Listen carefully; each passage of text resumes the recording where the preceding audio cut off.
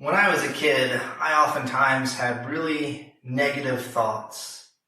I had thoughts and even sometimes said it out loud that I wish I had never been born. I would get so hard on myself anytime I would get into trouble or if I would make some sort of mistake. And those thoughts flooded my mind and got into my heart. And there were times that I just absolutely hated myself and truly wished that I would never have been born. I felt like it would have been easier on everybody else around me or better for the world had I not been put in it. But as I have gotten older, I can look back on my life and see certain instances that I made an impact on somebody around me. Many years ago, I was driving in our small community, and I had a pickup truck at that time, and I saw the local Avon lady riding her bike. She was an older lady, and I don't know if she ever had her driver's license, so she always rode her bike to people's homes to make the deliveries and to take the orders.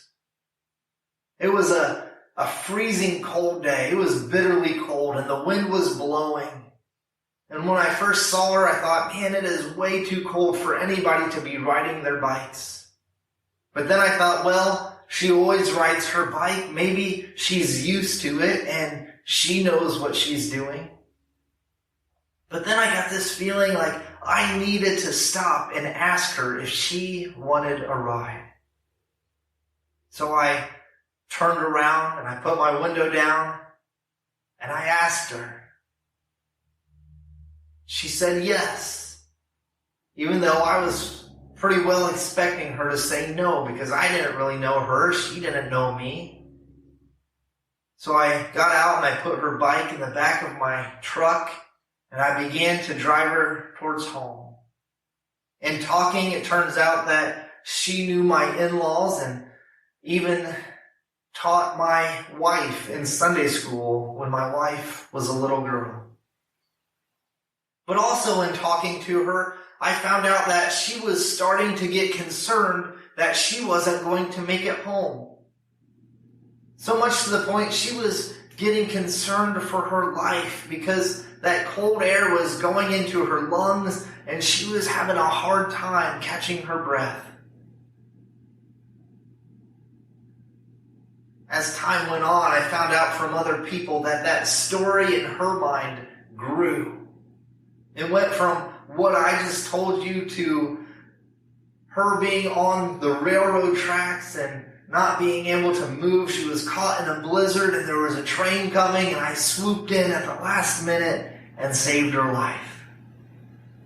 Something to that effect. But my point is that I was the one there that day. It seemed so small and insignificant to me, but in her mind, it meant the world to her. I almost dismissed it and went on my way. But I listened to the voice of God saying, go ask her if she needs a ride. I was there that day. I was the one that stopped and gave her a ride.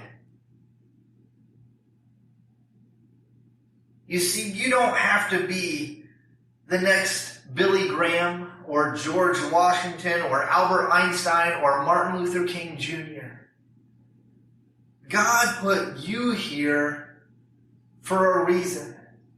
And whether that is something significant to millions of people or whether it's significant to one person that is around you, you are here for a reason. But it's up to you to live it out.